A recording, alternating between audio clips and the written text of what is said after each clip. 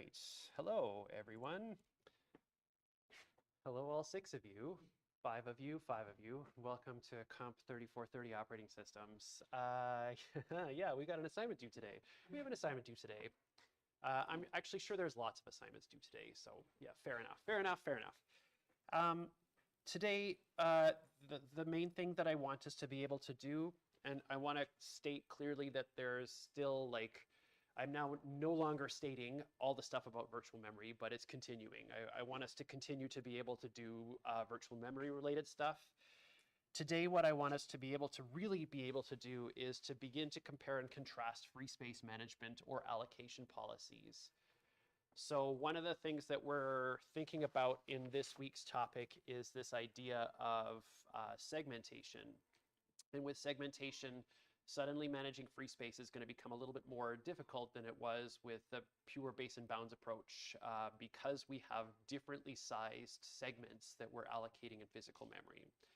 And so there are different policies that we can use to make decisions about where to place allocations in physical memory when we're thinking about segmentation. I don't want to give too much away here, but the surprise ending is that modern operating systems do not use segmentation. It's not actually used in practice anymore because of the issues that we're going to find with allocation policies. But it is still relevant in the context of heap management. Heap allocators use these allocation policies internally that we're describing and that we're thinking about today. So they're still relevant, they're still applicable, they're just not actually used from an operating systems perspective. Before we actually get to this, it is Friday today, and so I do want to look ahead to what we're looking at next week. We have 1 week of classes left, and we really only have a half of a week of classes left, or 2/3 of a week of classes left. So week 13 is next week, and the topic for next week is paging. So again, like surprise, we don't actually use segmentation in modern operating systems because of the problems that we're going to see, but we instead use paging. I want to be clear that with the learning outcomes that we're looking at here, this is the only new one. This is the only new one here. This is the only new learning outcome that's in this set of topics that we have here. So these two, so I'm really sorry, these two that we're looking at here are the only ones that are new. The other ones are all like continuing stuff about virtual memory related things, and then being able to compare and contrast them. Ultimately, what we're going to see with paging and this idea of multi-level page tables is that we are effectively building a file system for managing memory. And when we're thinking about this file system that we're using for managing memory, it looks a great deal like the inode structure with direct and indirect block pointers, especially as we get into the multi-level page tables. The two readings here are just introducing the idea of paging, and then this smaller tables chapter is the one where we're starting to talk about multi-level page tables because the cost of doing basic paging is pretty expensive in terms of memory. And I will again emphasize here that I really do not care if you can translate physical addresses to virtual addresses and vice versa. That's not important to me. That is something that is the concern of hardware. I'm really thinking about the overall design and structure of paging and page tables when we're thinking about this. But I don't care about being able to translate an address and looking up the page frame number and then using that to find an offset into something. I don't find that important and I don't find that valuable. So don't spend a lot of time focusing on the formulas that are being used for address translation with this. The other thing I wanted to mention is that on Monday's class next week, so we've got a class only on Monday and Wednesday. My plan for Monday's class is the very first thing I'm going to do is talk about the final exam and then have an open question period for questions about the final exam. We'll spend some time on Monday's class, what remains, talking about paging.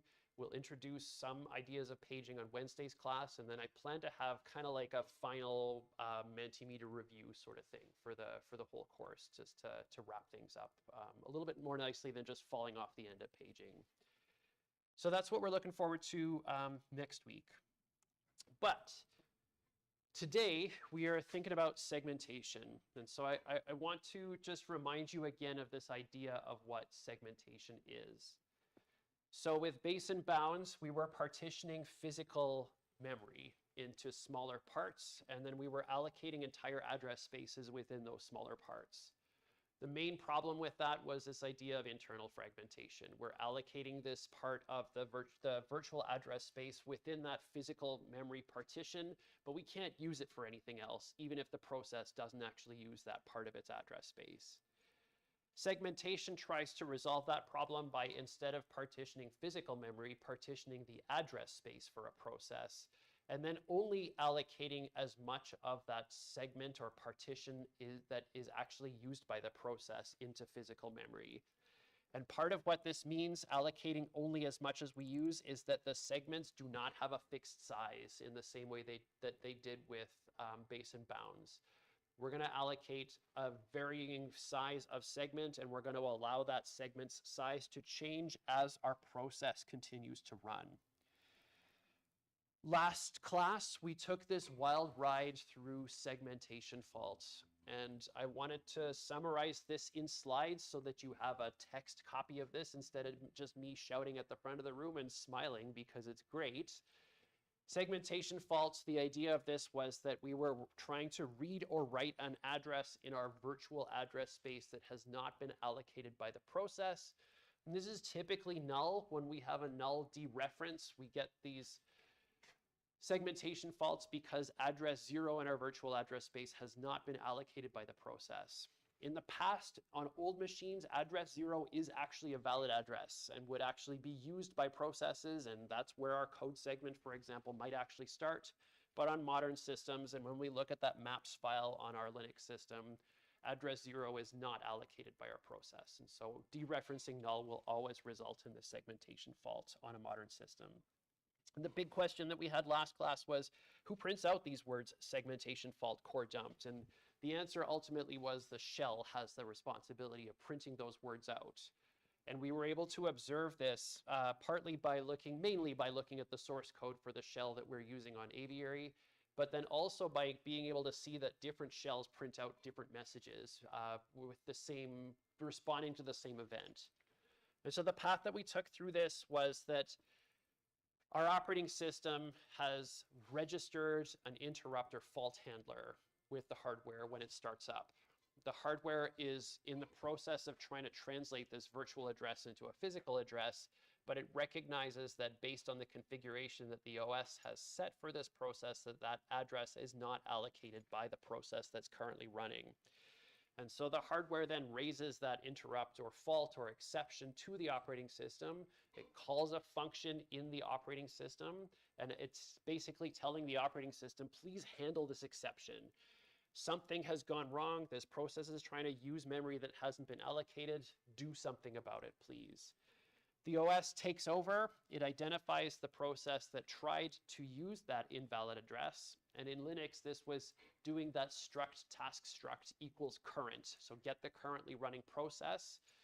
And then once we've got that currently running process, start sending a signal to it. So prepare to send a signal to this process, reset signal handlers if necessary. If the process has tried to ignore SIGSEG-V, for example, change it back to the default signal handler, send a signal to the process, and then force that process to handle the signal. If the process did not set up a signal handler, then the default action is to dump core and exit. So print out, dump your state of memory right now. The core file is effectively a representation of the state of your address space. On Aviary, this is disabled because it would fill up your user directory very quickly if you got this every time you got segmentation fault. But on other systems, you can turn that on, but ultimately it's exit. And then the shell is able to inspect the reason that the child process exited, and then it prints out that message, segmentation fault, core dumped. When we were looking at this last time, we ran some code that would print out a different message. We registered a different signal handler for segmentation fault or SIGSEG-V, and that caused us to get into what appeared to be this infinite loop structure, where we were just constantly rehandling the same signal over and over again. And this is ultimately down to the way that signal handlers work. When the process is handling the signal, it adds a new stack frame. The stack frame completes, and then it returns back to where it was just before that stack frame was added, and then tries to do another dereference, and then goes back to the signal handler, and then just gets stuck in this cycle of constantly handling the signal and then trying to dereference null, and then handling the signal and trying to dereference null, until we hit Control-C on our keyboard and terminate the process. And I think this is great. I mean, I really love being able to know why we're getting segmentation faults. I love to know the idea that we can take this from the bottom and work our way all the way through back to our user program and shell to see these word segmentation faults getting printed out. Again, it doesn't really make it any less painful to see the words, but we know what's going on in the background here. Before we move on, do any of you have any questions about this process segmentation faults? You're good? Okay, awesome.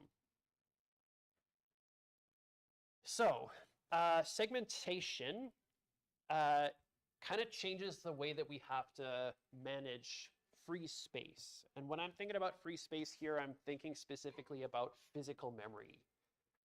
With base and bounds, it was pretty straightforward because we're partitioning physical memory into fixed-sized partition, fixed-size blocks. And we're allocating that entire address space inside that fixed-size block. Managing free space with base and bounds is as straightforward as using allocation structure similar to what we had with file systems. We can use a bitmap to say that this partition of physical memory is allocated by a process or is not currently allocated by a process. When a new process starts in this system, it's straightforward to find a spot for it. We just find a free block and then plop the entire address space into that free block. They're all fixed sizes. We don't have to find anything that's big enough. We don't have to try and minimize the remaining free space or maximize the remaining free space. We just look for a free block and we start putting our process into that. This is a lot like file systems. This is a lot like file systems. When we're looking for a free cluster in our exFAT formatted file system, we look at that allocation structure and we just find a cluster that's free that's not currently being used by anybody else. Same thing with ext2. We look at the allocation structure, we find a block, and we've got the block. We don't have to try and figure out if it's big enough or small enough. We just have to find the block and use it. Segmentation is partitioning our virtual address space. And I am going to say we're partitioning our virtual address space into fixed-sized segments. We're using the prefix of our address to determine which segment something belongs to. So if we're doing 4 segments of virtual memory, we're using those first 2 bits. The segments themselves are all the same size. If we're using 1 bit for our segments, then we have 2 segments that are equally half of the address space. The segments themselves are a fixed size that we partitioned our virtual address space into. But importantly, in physical memory, we are only allocating as much of the address space as we're using. So while we may have 2 fixed size segments for our address space, the code heap section and the stack section, we're only going to put into physical memory as much of the stack segment as we're actually going to use. We're only going to put into physical memory as much of the code heap section as we're actually going to use right now. The segments are variable in size when we put them in physical memory. The job of our operating system now is to manage free space, similar to what we would have done with base and bounds. We have to know which parts of physical memory have and have not been allocated by other processes. And in the context of segmentation, this is going to be something like a free list that represents all of the different parts of physical memory that haven't currently been allocated to any process. If you're adding a new process, or alternatively, if you are resizing a segment, so the code segment, if we have 4 segments, the code segment size never changes. It's fixed once we load that program into memory. The heap definitely changes its size. Every time, or at least sometimes when we call malloc, we need to grow the heap so that it becomes a little bit bigger than it was before. The stack certainly changes its size. As we call functions, we're adding new stack frames to the stack. When we add a new process or when we resize either the stack or the heap part of our segments, the job of our operating system now is that we have to find a space in memory, in physical memory, that's big enough for the thing that we're trying to allocate here. It's no longer just find a free partition, because we aren't partitioning physical memory anymore, where the easy job or the straightforward job with base and bounds was just find a free spot and you got it and you can allocate this process. With segmentation, we have to find one that's big enough. I'm going to politely ask you about your experience in Comp 2160. Did you do the garbage collector in 2160? Shrug. One person says yes. You might have done other kinds of memory management things. The compacting garbage collector assignment was you are given a chunk of space and you will allocate things inside that. You're kind of building your own malloc. And then eventually you have to squish everything to the top so that you have a bunch of free space. I'm seeing more nods now that, yeah, okay, yes, yeah.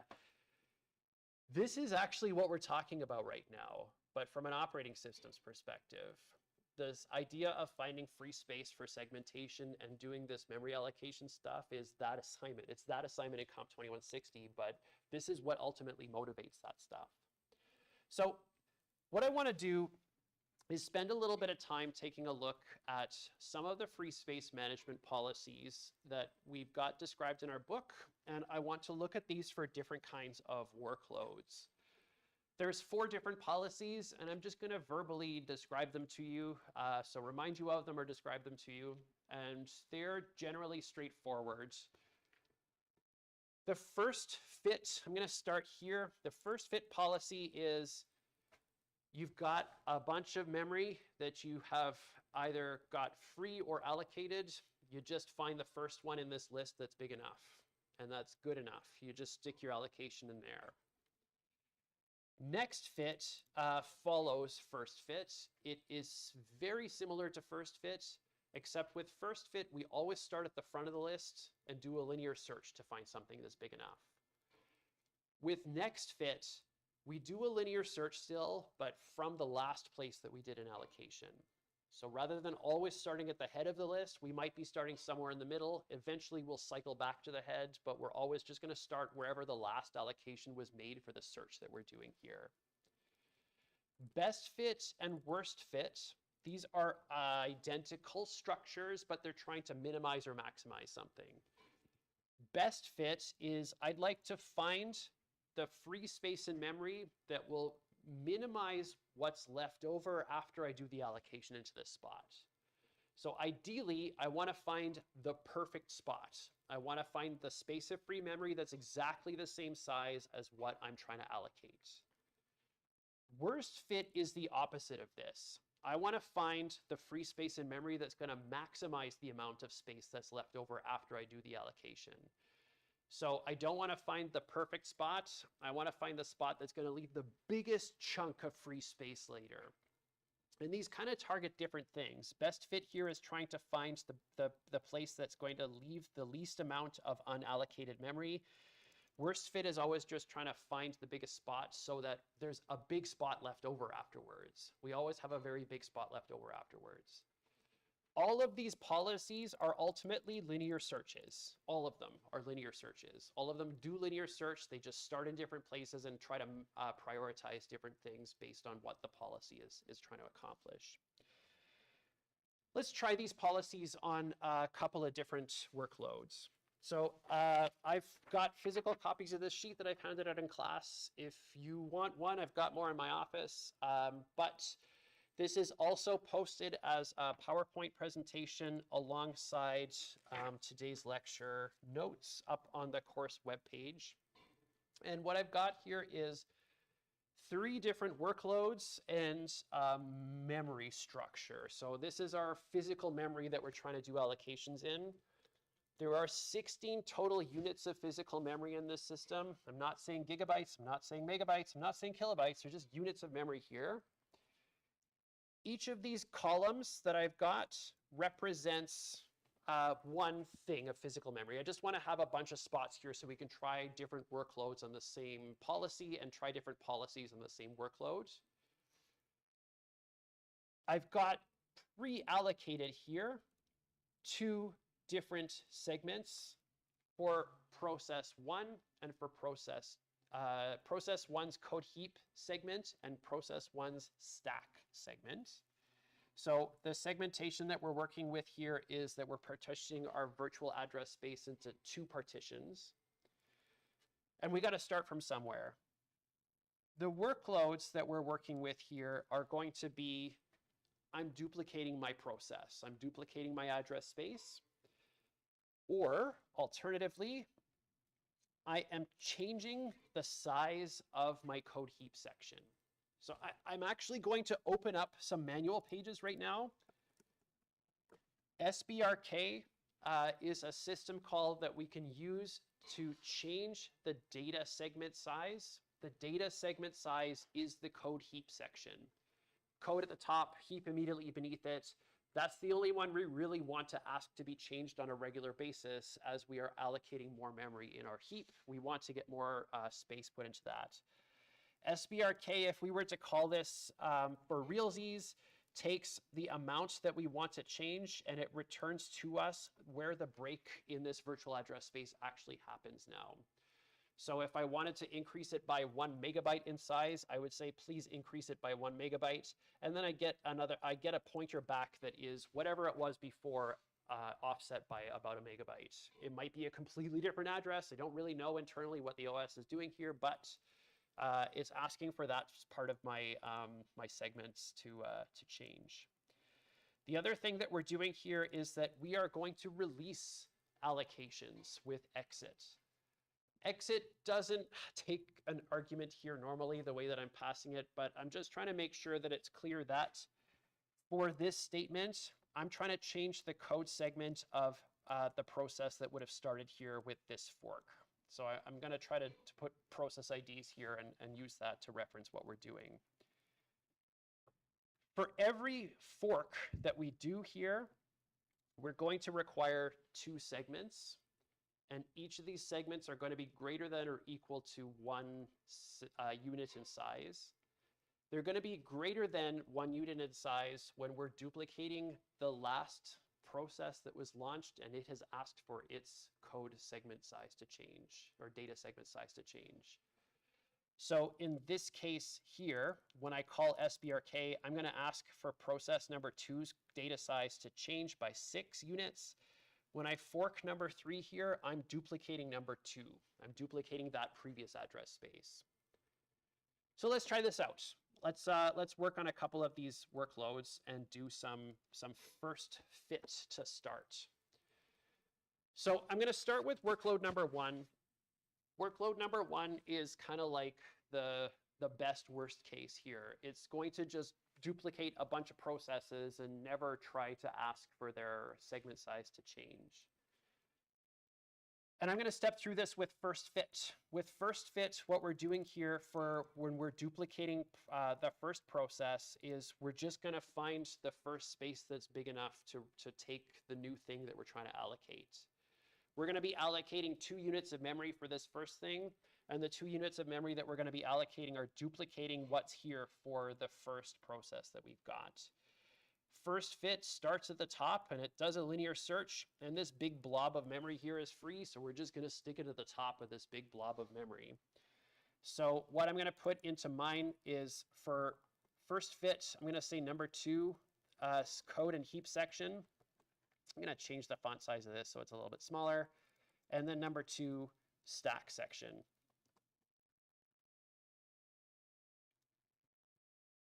So for that first fork, I'm just going to duplicate it. For the next fork, I'm just going to duplicate it. For the next fork, I'm just going to duplicate it. And I believe that you see where this is going very quickly, yes. I'm just going to keep duplicating these different address spaces. So this one will become number 3's code and heap section. This will be number 3's stack section.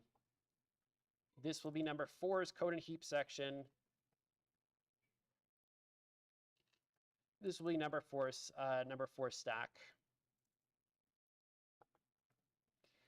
And I will stop here because I believe that we have done this example. I believe that we can see where this is going and we don't really need to spend a lot of time dwelling too much on this.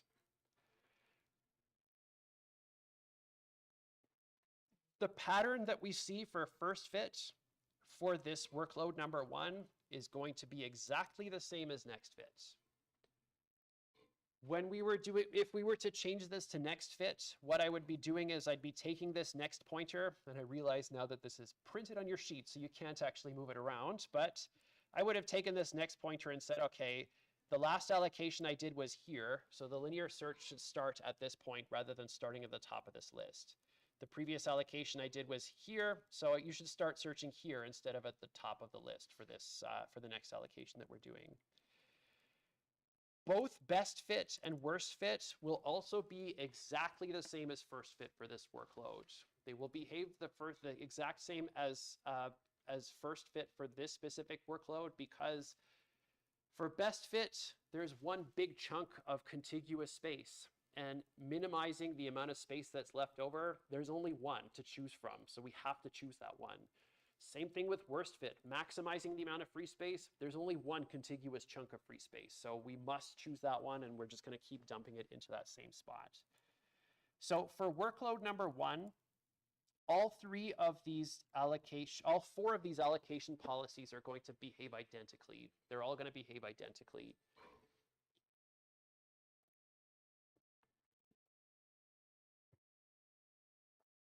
Workload number 2 is going to change things just a little bit in terms of the way that the structure works, because we are asking for one of our segments to change, and we're going to be releasing segments as the process goes on. So first things first, the first line that we have for workload number 2 here is to duplicate our PCB. So number 2 and number 3 are going to behave basically the same as what we were doing with the first workload. So I'm going to shorten this to help me out a little bit. I'm going to say number 2D to say data section as opposed to code heap section to be consistent with the manual page, but it also means I don't have to come back here and change the font size every time I want to do this. We're also going to do number 2S for the stack. So that's executing this first line of code here, duplicating my first PCB once. I'm going to do the same thing here on the next line. Number 3D and number 3S. So I'm duplicating the process control block and the address space for process number 2 here. And then something interesting happens. SBRK here, again, we're asking for the data segment of this process to change. And in this system, what I'm saying is I want to increase its size by 1. We got a problem. There are no units of memory after this data segment for me to increase it into. So I need to do 2 things here. I've got to first free that spot in memory. It is no longer allocated to anything. And then I need to use my policy to find the next free space that will fit using first fit or next fit, best fit or worst fit. With first fit, the next free space that has 2 units of memory available to it is this giant block right here. Next fit is the same thing. Best fit, it's the same thing. Worst fit is the same thing. It's all the same thing for all the policies. And so what I'm going to do is I'm going to take number 3's data section, and I'm going to put it immediately below the stack in physical memory. In my OS, in the process control block, I'm going to have to do stuff like changing the base of the data segment and the size of the segment in my process control block so that when I do context switch back to this process, my hardware is able to do the correct translation of addresses. My OS if I were actually using segmentation, must also go through the process of copying the entirety of this part that we've allocated in physical memory to this other part so that we can allocate more free space to this thing. So now we have some free space in between the segments that we've allocated. When we get to this line here, again, the setup here is that we're going to duplicate the last process that we duplicated. So I'm going to be duplicating whatever the state of process number 3 is here. Process number 3 has a 2-unit data segment and a 1-unit stack. As an OS, I know that I'm doing these 2 allocations. And so I can start to make different choices based on the policy that I'm using to decide where I'm going to put these different allocations. I'm going to step through the policies here in parallel because I don't want to come back and redo it again with this different policy. I want to decide what the choice is here for each of these different policies. With first fit, I've got 2 allocations that I need to make for process 4.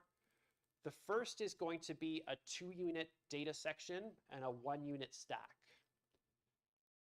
I'm going to say that for first fit, I'm going to allocate the data section first and then the stack section second. The data section here, first fit, is I'm going to start at this spot. It's not big enough. I'm going to go down here. I found a big enough section to do an allocation of 2 units. So number 4's data section will go here. Now I'm going to allocate the stack. And allocating the stack with first fit is going to start at the head of my free list and do a linear search. Doing a linear search here is that I'm going to put number 4's stack in that free spot that I freed up previously when I changed the size of number 3's data section. I'm going to undo this. Next fit, when we're doing this, is not going to be the same. The last allocation that I made with next fit was to put in this spot for number 3's data section. With next fit, I still have 2 allocations to make, but next fit is going to start at whatever my next pointer is here, wherever my last allocation was. So I'll still allocate number 4's data section as 2 units. I'll move this down just a little bit to say that this was the last allocation that I made, and then I'll put number 4's stack here and move my next pointer down just a little bit.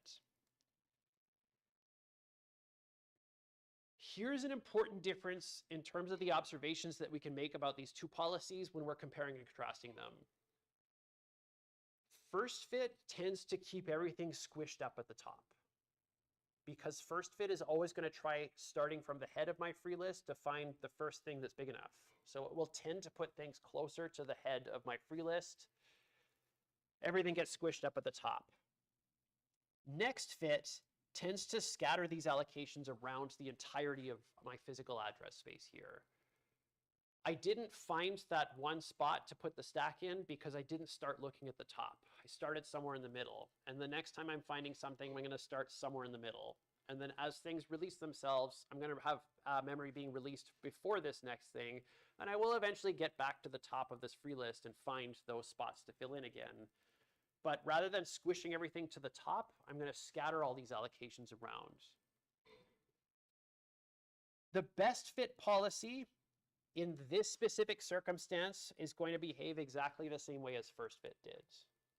When I'm trying to allocate this stack here, best fit is going to do a linear search from the top, and it's going to find this. It's going to say that's a pretty good fit. And in this contrived situation, it will say that's the best fit. There's 0 free space left afterwards. But in practice, we would continue to scan the list to see if we could find a better spot. And if we can find a better spot, then we are going to put it there. If not, we just go back to what we found as the best thing. So this is the same as thinking back to like comp 1010. Find the biggest number in a list. You've got to do a whole linear search, and you just keep track of the biggest one right now. Find the smallest thing in the list, you keep track of it, and you do a linear search to find that.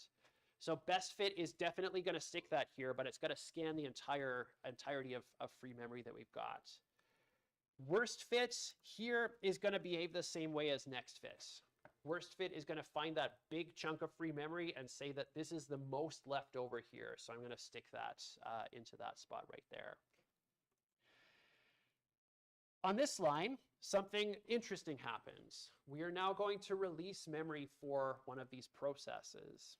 And so we're exiting number 2. And so number 2 will have its data and code segments released from our allocation here.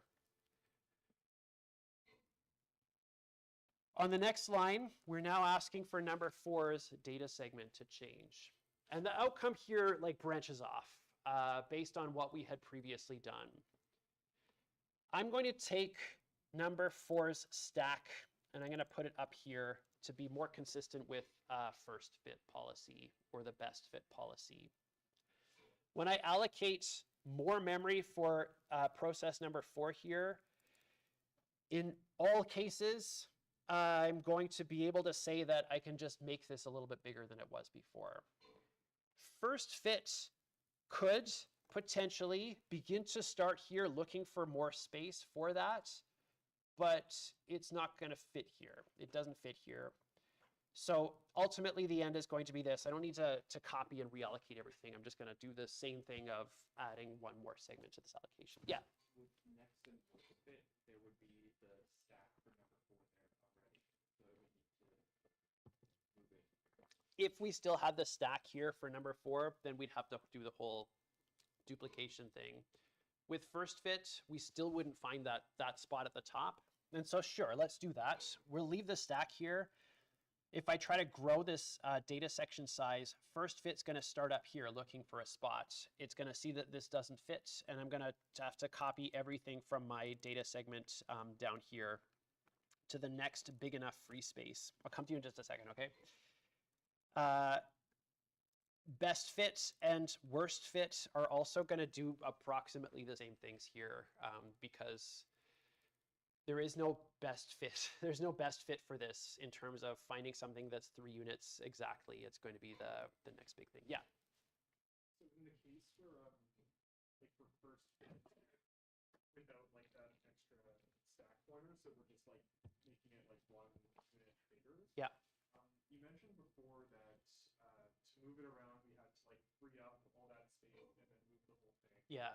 Do we like check everything first and then free it up if we need to move it, or and like search kind of as if it wasn't in that slot, or do we read the whole thing and then search like all that empty space, including where it already was, and then put it backward? I believe if I'm understanding your question correctly, they come to the same outcome. Yeah. Yeah. So the question is really, do we actually delete this first and then find a free space, or do we just see that we're just extending and there is free space afterward? The outcome is the same. And in terms of like the practice that we're doing here, I'm going to say that the operation is delete first and then find the free space. And so like first fit is going to find exactly the same spot, and we delete and then just put it back in the same spot. Yeah. In practice, an operating system probably wants to make a choice like, I don't actually want to delete and copy this memory into random spots, so I'm just going to leave it where it is and see that there's more space after it and do that allocation. But the outcome should be the same in both those cases, yeah. Yeah, okay, so then the last part here is going to be when we're doing another duplication, an exit, and a fork. And I'm going to stop with this one because I feel like I've exhausted what I want to do with this specific workload. The last one is an interesting one to me. The last one's an interesting one to me. So with workload number 3, we're going to be duplicating the existing process. And in all of first fit, next fit, best fit, and worst fit, we're going to put that process into the same spot. So I'm going to say here that this is number 2's data section, and this is number 2's stack section here. And then we're going to ask for number 2's data segment to increase by 6 units. in the situation we were just in, and we're in the situation again, we can't make it bigger because there's already something allocated immediately after it. So we're going to have to cut and paste this data section to start here, and then we're going to allocate 6 more units. So that's 1, 2, 3, 4, 5, 6. So after this statement, this is what our memory structure looks like. We've got number 1 still at the top. We deallocated that first data section for process number 2, and we moved it to below where the stack happens to be. On this line, we are releasing previously allocated memory. We're giving up some space. So code section, the data section, the code heap section for number 1, and the stack for number 1 are going to disappear. And then we're going to duplicate process number 2.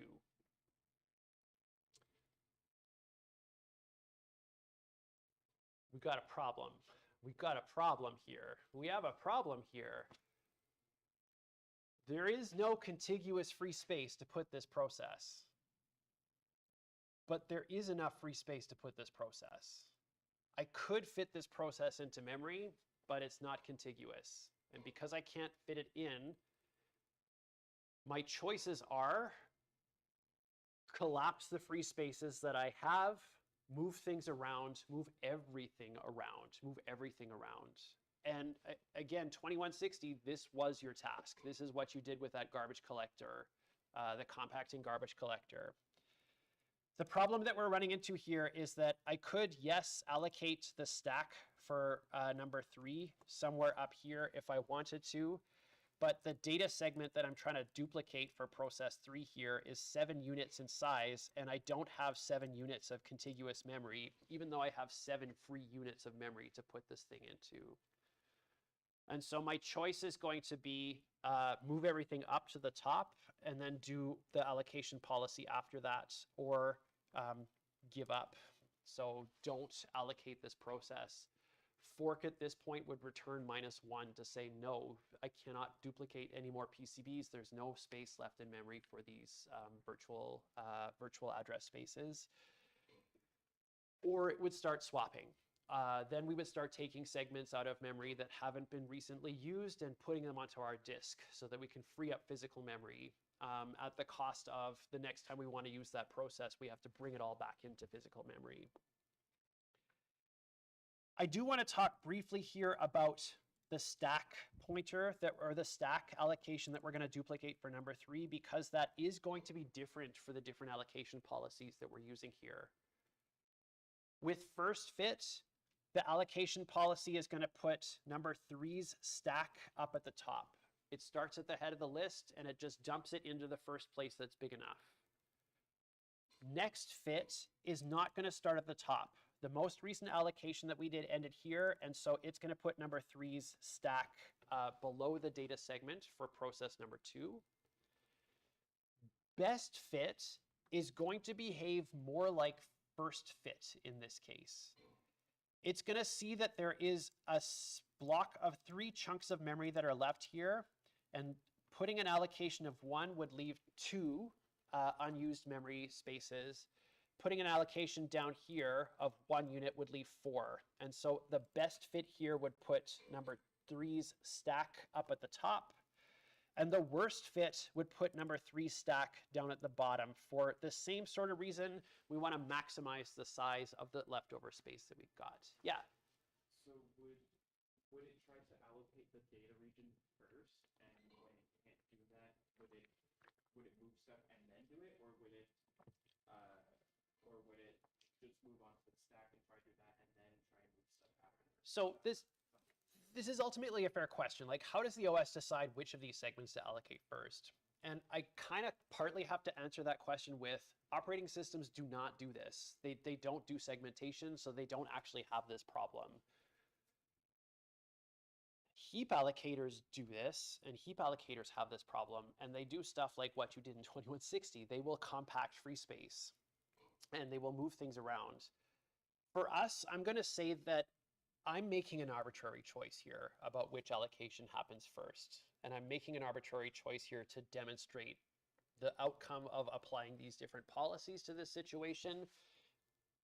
But I would say that an operating system is, the person who's writing the OS is going to be able to make decisions like this. I can't allocate this stack right now before I swap something out to disk. So I'll do that allocation and then swap something out to disk, and then I'll put the next allocation here, sort of thing. But it's an implementation detail at that point. It's an implementation detail at that point. All right, so that is that's kind of where I want to be for this. Each of these policies are going to behave slightly differently, and they're going to have different characteristics. But because of this entire allocation policy stuff, we've got a new problem. We've got a new problem where with base and bounds, we had internal fragmentation. We had memory that was allocated but not used by the process that had allocated that memory. With segmentation, we have external fragmentation. External fragmentation is that there's memory that is unallocated and unused. It's unused because it's unallocated, but it's unusable because it's not contiguous. I may have a total of enough free memory to put this new process, but the size of my segment is bigger than any of the contiguous chunks that I've got here. And this is going to, again, be a case of you either have to swap stuff out, you have to do compaction of what you've got, push everything to the top so you can coalesce your free spaces into something that is a little bit more usable. So external fragmentation is the problem that we're running into here with segmentation compared to the internal fragmentation that we had seen with base and bounds. Different policies are ultimately going to behave differently with different workloads, and we've kind of seen that. They're making different choices about the different workloads that we've got, and the workload in the context in general of free space management is things like how is malloc called, how often malloc is called, and how often free is called.